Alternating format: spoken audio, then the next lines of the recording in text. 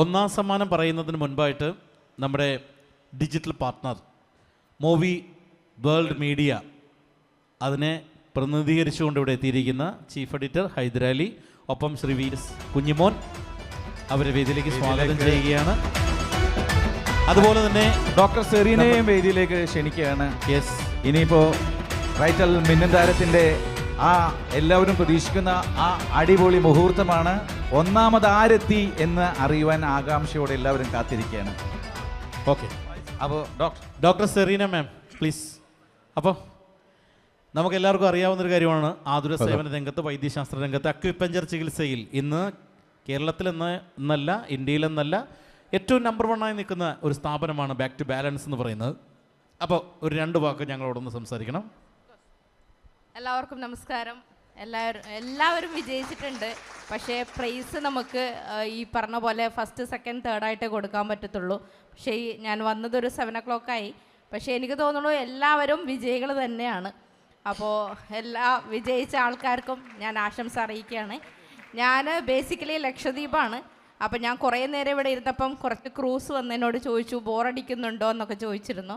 പക്ഷേ ആക്ച്വലി എന്നെക്കുറിച്ച് പറയുകയാണെങ്കിൽ ഞാൻ കേരളത്തിലാണ് കല്യാണം കഴിച്ചത്. കേരളത്തിൻ്റെ നല്ല ഒരു മരുമകളാണ്. അപ്പോൾ അതുകൊണ്ട് തന്നെ ഒരുപാട് എന്താ പറയുക മിമിക്രി അതുപോലെ കല ഭയങ്കര ആസ്വദിക്കുന്ന ഒരു വ്യക്തിയാണ്, ഇഷ്ടപ്പെടുന്ന ഒരു വ്യക്തിയാണ്. പണ്ട് കല ആസ്വദിക്കാനായിട്ട് ഞങ്ങൾക്ക് ലക്ഷദ്വീപിൽ അത്രമാത്രം ഡെവലപ്ഡ് അല്ലായിരുന്നു. ഞാൻ പല വേദിയിലും പറഞ്ഞിട്ടുള്ളൊരു കാര്യമാണ്. അന്ന് ഈ ഓണത്തിനിടക്ക് പുട്ട് കച്ചവടം, ദേ മാവേലി കൊമ്പത്ത് എന്നൊക്കെ പറഞ്ഞ CD മേടിക്കാനായിട്ട് കേരളത്തിലോട്ട് ലക്ഷദ്വീപിൽ നിന്ന് കപ്പൽ കയറി വന്ന് CD മേടിച്ചുകൊണ്ട് പോയി ആസ്വദിക്കുന്നൊരു വ്യക്തിയാണ് ഞാൻ. അപ്പോൾ അത്തരം തരത്തിലുള്ള കാര്യങ്ങൾ നേരിട്ട് കാണാൻ പറ്റിയതിൽ ഒരുപാട് സന്തോഷം. ഇനിയും നിങ്ങളുടെ ഈ കല നിങ്ങൾ വിടരുത്. നിങ്ങളാരും തോറ്റിട്ടില്ല, എല്ലാവരും വിജയിച്ച ആൾക്കാർ തന്നെയാണ്. ഒത്തിരി സന്തോഷം. എല്ലാവർക്കും ഒരുപാട് നന്മകൾ ഉണ്ടാവട്ടെ, ദൈവാനുഗ്രഹങ്ങൾ ഉണ്ടാവട്ടെ. Thank you so much. Thank you. Thank you. നമ്മൾ ഫസ്റ്റ് പ്രൈസ് കൊടുക്കുന്നതിൻ്റെ ചില മാനദണ്ഡങ്ങൾ ഉണ്ടായിരുന്നു.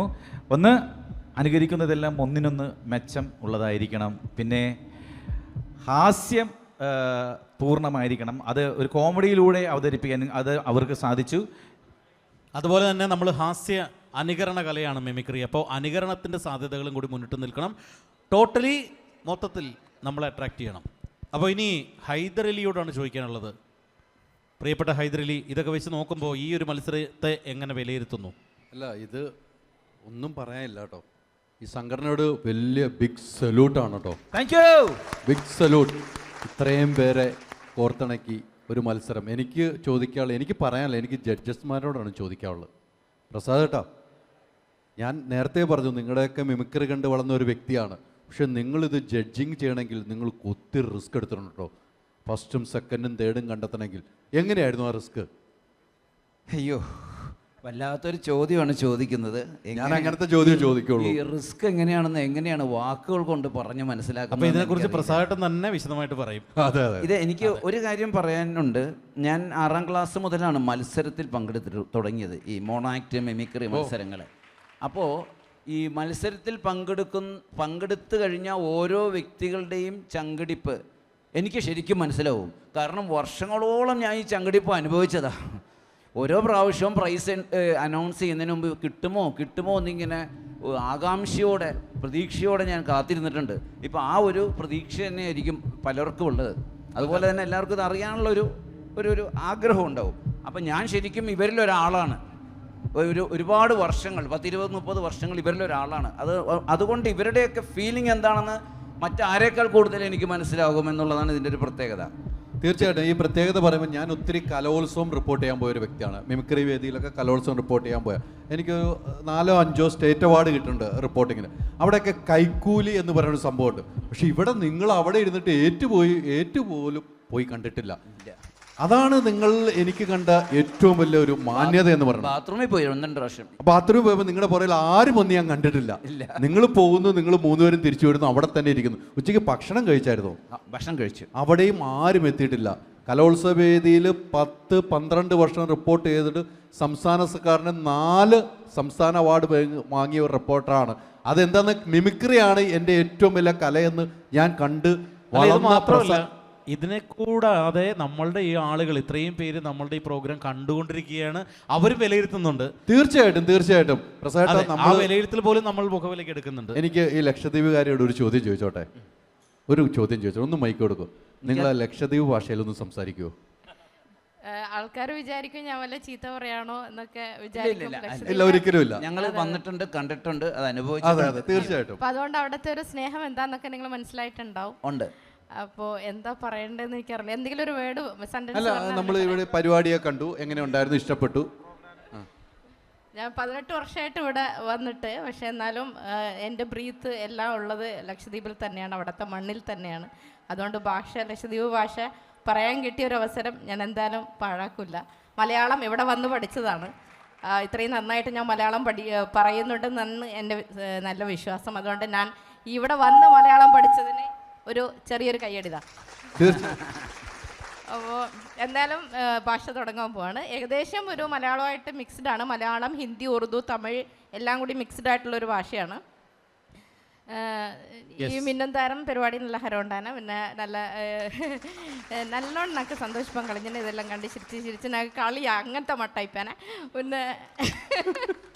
പിന്നെ ചെല്ലാണെങ്കിൽ ഇതിനോട് പങ്കെടുത്ത എല്ലാ ആൾക്കാർക്കും തന്നെ നല്ലോണം ചിരിപ്പിക്കാനെല്ലാം ഉള്ള കഴിവുണ്ട്. ഞാൻ നല്ലോണം ചിരിച്ചും ചെയ്തിനെ. എന്നെ ചെല്ലാം ശാലോന്ന് ചെല്ലോ അല്ല ചെല്ലെങ്കിൽ ചെനക്ക് ശാലായി പോവാ അത്ര തന്നെ. ഒരു കാര്യം ചോദിച്ചോട്ടെ, ഒറ്റ കാര്യം ചോദിച്ചോട്ടെ. നീച്ചിന്റെ ബന്ധക്കുന്ന സെക്കൻഡ് ബന്ധം ചെല്ലാക്കിയ തേടിലുള്ള ബന്ധം.